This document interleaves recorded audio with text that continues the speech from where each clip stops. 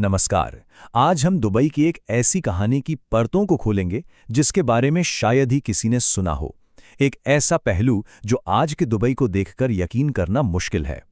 चलिए सीधे इसी सवाल से शुरू करते हैं। एक ऐसा सवाल जो दुबई की पहचान से जुड़ी हमारी सारी समझ को शायद बदल कर रख दे। तो ये सब आखिर हुआ कैसे? ये कैसे मुमकिन था? इसे समझने के लिए हमें आज की चमकती हुई गगनचुंबी इमारतों से परे इसकी बुनियाद में झांकना होगा।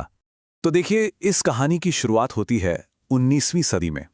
उस वक्त ब्रिटिश साम्राज्य के लिए फारस की खाड़ी एक बहुत ही खतरनाक इलाका था। भारत जाने वाले उनके जरूरी व्यापारिक जहाज़ों पर समुद्री डाकू लगातार हमले करते थे और अंग्रेज़ों को इसका कोई ना कोई हल निकालना ही था। तो अंग्रेज़ों ने एक बहुत ही चतुर योजना बनाई। 1820 से उन्होंने वहां के स्थानीय शासकों के साथ कई संधियां की। इन संधियों के जरिए शासकों ने समुद्री डकैती को रोकने और शांति बनाए रखने पर हामी भरी, और इसी से जन्म हुआ ट्रूशेल स्टेट्स का। और यहाँ इस टाइमलाइन में साफ दिखता है कि ये व्यवस्था एक पूरी सदी तक चली। एक पूरी सदी जिसके दौरान दुबई और दूसरे खाड़ी राज्यों का प्रशासन सीधे सीधे भारतीय उपमहाद्वीप से किया जाता था। तो इसका असल में मतलब क्या था? एडमिनिस्ट्रेशन को आसान बनाने के लिए ब्रिटेन ने इन सभी राज्यों को भारत में अपनी सरकार, खासतौर पर बॉम्बे प्रेसिडेंसी के कंट्रोल में रख दिया। सोचिए जरा, दुबई के बड़े बड़े फैसले बॉम्बे में लिए जा रहे थे।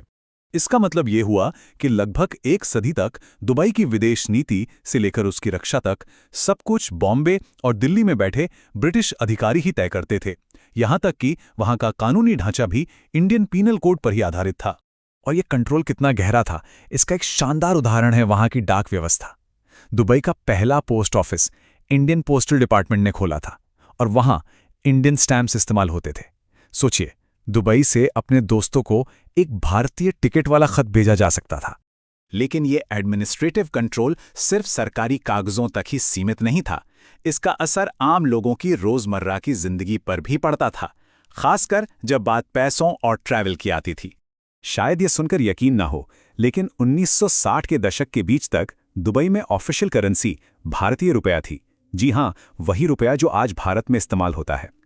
इतना ही नहीं, तस्करी को रोकने के लिए भारत ने एक स्पेशल गल्फ रुपया भी जारी किया था, जिसका रंग अलग होता था। और जब बात ट्रैवल की आती थी तो दुबई के निवासी भारतीय पासपोर्ट का इस्तेमाल करते थे। क्योंकि वो एक ब्रिटिश संरक्षित राज्य थे जिसका प्रशासन भारत से होता था, उनके पासपोर्ट पर लिखा होता था ब्रिटिश प्रोटेक्टेड पर्सन। लेकिन जैसा हर कहानी में होता है, इस कहानी का भी एक अंत था। ये व्यवस्था वर्ल्ड हिस्ट्री के एक बहुत बड़े टर्निंग पॉइंट के बाद खत्म होनी शुरू हुई। 1947 में भारत की आज़ादी। पूरी आज़ादी का सफ़र कोई एक रात में तय नहीं हुआ। ये एक क्रमिक प्रक्रिया थी। भारत की आज़ादी के बाद कंट्रोल लंदन को ट्रांसफ़र हो गया, और फिर धीरे धीरे दुबई ने अपनी खुद की करेंसी बनाई और आखिरकार अपनी स्वतंत्रता हासिल की। तो भले ही वो औपचारिक प्रशासनिक रिश्ते खत्म हो गए, लेकिन भारत और दुबई के बीच का वो गहरा ऐतिहासिक जुड़ाव आज भी एक ऐसी विरासत है जो टूटी नहीं है। और ये गहरा रिश्ता आज दुबई की सड़कों पर सबसे ज्यादा दिखता है। आज भी भारतीय मूल के लोग संयुक्त अरब अमीरात में सबसे बड़ा प्रवासी समूह बनाते हैं। ये उस साझे इतिहास का एक जीता जागता सबूत है।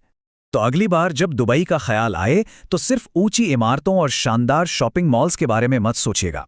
ये भी याद रखिएगा कि इस शहर की कहानी भारत के बिना अधूरी है। ये एक साझा इतिहास है जिसकी जड़ें अरब सागर के पार तक फैली हुई हैं, और ये एक ऐसी कहानी है जिसे जानना हम सभी के लिए जरूरी है।